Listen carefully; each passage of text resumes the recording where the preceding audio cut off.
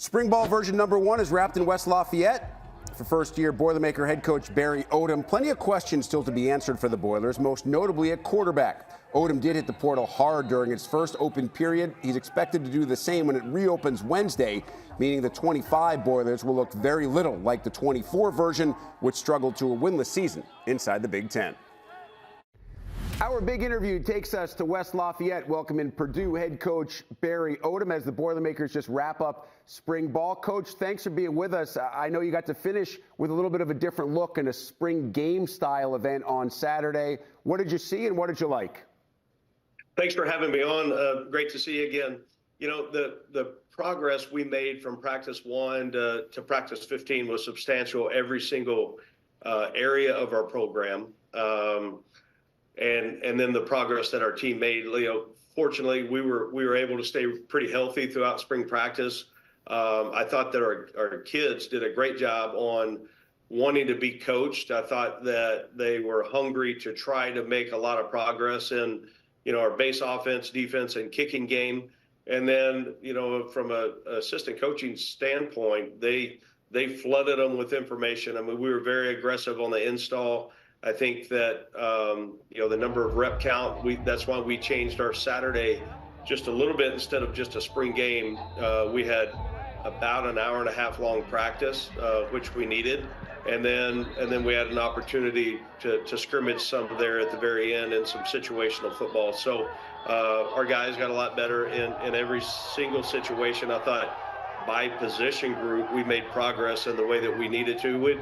We've certainly got a long ways to go in what we want to do, but the progress has shown up ever since we stepped foot on campus in the way that our kids have attacked every single week. How did you approach spring in terms of what you and your staff wanted to be the biggest focus when you were looking at this group from a big picture perspective and every single guy that was out there, not just position by position?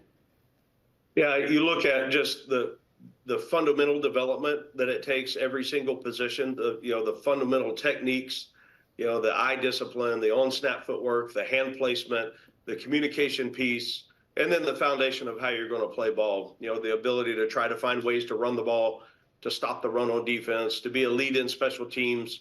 It all comes back to your fundamentals and how you play and the habits that we developed throughout spring practice and back in January. Those things will be exposed on game day. We understand that on how important that is for the development of this program and ultimately what's the 2025 team going to look like? How good can we get before that last Saturday in August?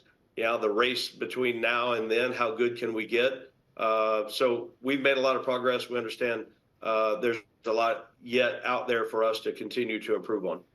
Barry, the transfer portal will continue to be part of not just your story, but everybody's story. But in the first year and with roster turnover, you are going to rely on the portal fairly heavily. So what are the challenges and opportunities with a transfer class of this size? And this is before the portal window reopens on Wednesday. Yeah, I think, number one, we're a high school recruiting program. We signed a really solid class this past off season in December signing. We're going to our 26 class is off to a great start on what that looks like. We also understand the importance of trying to get whenever the ruling is handed down on what our roster size is going to look like. We've got to be aggressive in trying to piece together what that looks like on the best 105 or whatever the number that is going to be. It's got to be the best that we can possibly get it. And some of that is going to happen through the transfer window and portal, either in 4-year transfers or 2-year transfers on what that looks like. So we'll be very, very aggressive in that market. We've got open spots on our roster to be able to fulfill that. And, I know that the time of when it happens throughout the season with this portal window after spring practice, you'd like to think what you've got in your own roster on what you've worked and developed from January until today, but that may change on Wednesday as the next portal window opens up. So, we feel like we're ahead of the game a little on maybe position of need on trying to fulfill that. We've got to see what becomes available once Wednesday hits here in the next 10 days after that. But we'll be as aggressive as we can, being very select and direct on adding to our current roster. All right, Barry, let's dive into some position groups. My understanding is that the quarterback competition remains exactly that, a competition. What did you see from the guys that were able to go full go during your spring ball? Yeah, I think you look at the development, Coach Henshaw there with the quarterback room and then Coach Henson as the coordinator. They did a great job in the offense. No matter who's in the game right now, we feel really that the playbook's not going to change. They've all got a skill set that fits what we're doing on offense. I think there's elements of quarterback run game in there. We've been able to stretch the field vertically and some of the things we're doing in the passing game. And it'll be a great competition. How important now the rest of April, May, June, and July are in the foundation of your program and putting that together. And a lot of it is how far can we get the quarterback and that position, the depth on what that looks like, get them the reps, from now until we start in August. It'll be really important. And I think the leadership of those guys in that room will really take over the team on the offensive side.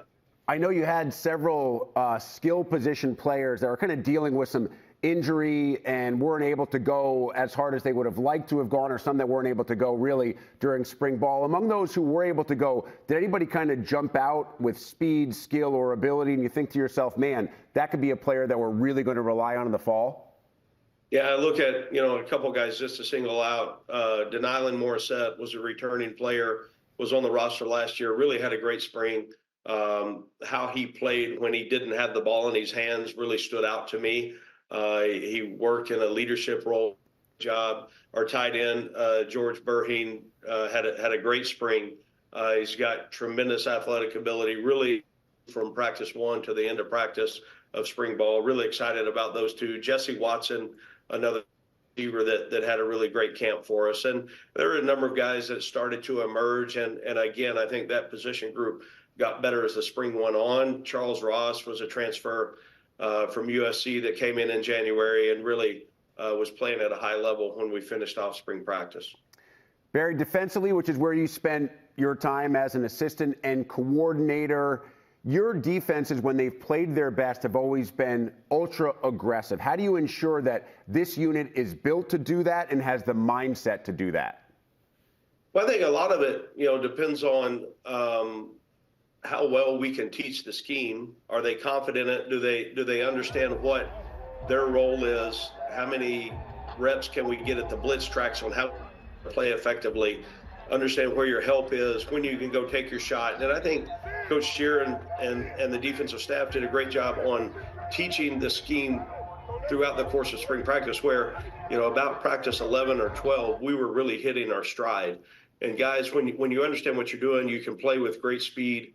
You can just cut loose and go play, and that's a big part of it. So I think the understanding of us being able to teach that, doing and building the defense around what the skill set of your players are, and then putting them in position to be able to go showcase that. It was fun this spring to be able to put it together because we do have some athletes here that can really run, and the understanding and putting them in the right spots. I think from start to finish, we made a lot of progress on that side of the ball. Barry, before we let you go, I know you have a lot of work to do before opening weekend, but I always love to look at team schedules and see what jumps out to me. When I look at yours, I look at how amazing your home schedule is this year. Among the teams coming to Ross-Ade, you have USC, Illinois, Ohio State, and Indiana, among others. So what do you hope to get out of your home crowd and be able to use as a home field advantage when you're playing those teams on your own turf? Well, one thing that I look at, number one, the league from top to bottom is so strong. Great coaches, tremendous players. You look at how to create home field advantages for your team. And you look at the passion of the fan base of Purdue University and Purdue athletics, it's unmatched. So I know last year, I wasn't here, obviously, but they sold out every home game. I've met with the student groups as many times as I can on trying to create, the Ross-Ade Brigade, trying to create what that's going to look like for us. 15,000 students in the south end zone, the way that they can create and help us gain momentum. I know I've got to coach and we've got to play winning football, but I know that the fans and the people of Purdue are excited about what we're going to do Saturdays in the fall, and I look forward for a great special evenings that we make memories in Ross H. Stadium together.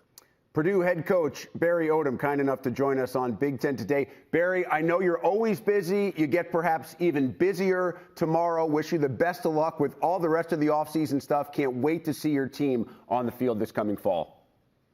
Thanks, guys. See you soon. Up next here on Big Ten Today, a very special in-studio visit from Northwestern Lacrosse as the nation's #3 joins us live ahead of Thursday's matchup with Michigan for the Cross Night in Chicago.